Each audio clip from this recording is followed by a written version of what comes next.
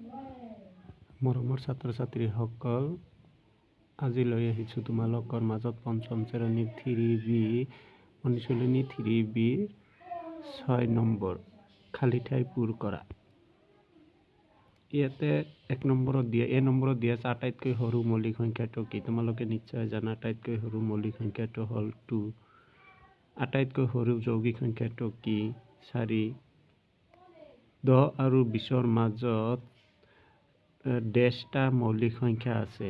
10 আৰু 20ৰ মাজত 4টা মৌলিক সংখ্যা আছে।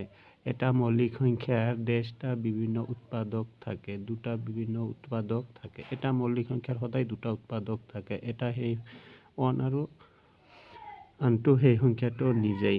আৰু ই নাম্বাৰ আছে দুটা ক্ৰমিক যুগ্ম সংখ্যাৰ মাজৰ পাৰ্থক্য সদায় 2। দুটা ক্ৰমিক যুগ্ম সংখ্যাৰ মাজৰ পাৰ্থক্য সদায় 2। তোমালোকে মনত ৰাখিবা। তাৰপিছত আছে 31, তাৰপিছত F নম্বৰ আছে 31তকৈ ঠিক ডাঙৰ মৌলিক সংখ্যাটো হ'ল 37, মানে 31ৰ পিছৰ মৌলিক সংখ্যাটো কি? 29তকৈ সৰু আটাইতকৈ ওচৰত থকা মৌলিক সংখ্যাটো হ'ল 23।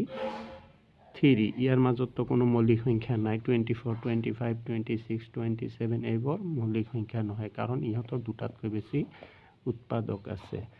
আৰু 23 নম্বৰ আছে 11 আৰু 17ৰ মাজৰ মৌলিক সংখ্যা। 11 আৰু 17ৰ মাজৰ মৌলিক সংখ্যাটো হ'ল 13। 15 নহয়, 16 নহয়, কাৰণ ইহঁতৰ দুটাতকৈ বেছি উৎপাদক আছে।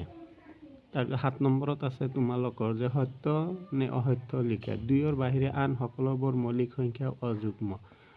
2ৰ বাহিৰে আন সকলোবোৰ মৌলিক সংখ্যা অযুগ্ম। এইটো শুদ্ধ, মানে অযুগ্ম হয়। 2ৰ বাহিৰে আটাইবোৰ মৌলিক সংখ্যা অযুগ্ম হয়, কিয়নো 3 অযুগ্ম, 5 অযুগ্ম, 7 অযুগ্ম, এনেকৈ যিমানবোৰ মৌলিক সংখ্যা আছে গোটেইকেইটা অযুগ্ম। তাৰপিছত আছে 0টো যুগ্ম সংখ্যা নহয়, অশুদ্ধ। এটা যুগ্ম সংখ্যাৰ ঠিক পিছৰ স্বাভাৱিক সংখ্যাটো অযুগ্ম সংখ্যা হয়, শুদ্ধ। যেনেকৈ 2 যুগ্ম সংখ্যা, 2ৰ পিছৰ স্বাভাৱিক সংখ্যাটো 3 অযুগ্ম সংখ্যা। তাৰপিছৰটো হ'ল 4ৰ পিছৰ সংখ্যাটো হ'ল 5 অযুগ্ম সংখ্যা, এইটো শুদ্ধ।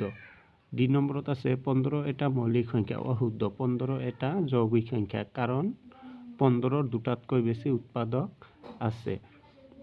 ই নাম্বাৰ দুটা মৌলিক সংখ্যাৰ পূৰণফলটো মৌলিক সংখ্যা। দুটা মৌলিক সংখ্যাৰ পূৰণফলটো মৌলিক সংখ্যা, অশুদ্ধ। দুটা মৌলিক সংখ্যাৰ পূৰণফলটো মৌলিক সংখ্যা নহ'বও পাৰে।